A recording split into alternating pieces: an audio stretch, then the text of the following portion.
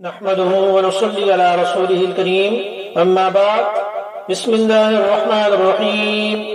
حضرت انس رضی اللہ عنہ کہتے ہیں کہ رسول کریم صلی اللہ علیہ وسلم نے فرمایا جنت پہ ایک بازار ہے جس میں ہر جمعہ کو لوگ جمع ہوا کریں گے اور وہاں شمالی ہوا چلے گی جو جنتیوں کے چہرے اور کپڑوں میں بھر جائے گی، جس سے وہاں موجود جنتیوں کے حسن و جمال میں اضافہ ہو جائے گا۔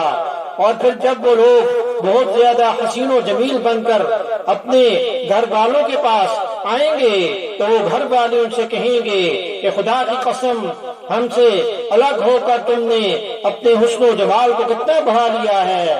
اس کے جواب میں وہ کہیں گے کہ قسم بخدا ہمارے جانے کے بعد تم نے بھی اپنے حسن و جمال کو بڑھا لیا ہے۔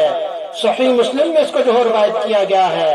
تو بازار سے مراد حسن و جمال کی افزائش اور اس کے بڑھنے کا مرکز ہے، جہاں جنتی لوگ ہر جمعہ میں جمع ہوا کریں گے اور ان کے حسن میں اضافہ ہوتا رہے گا۔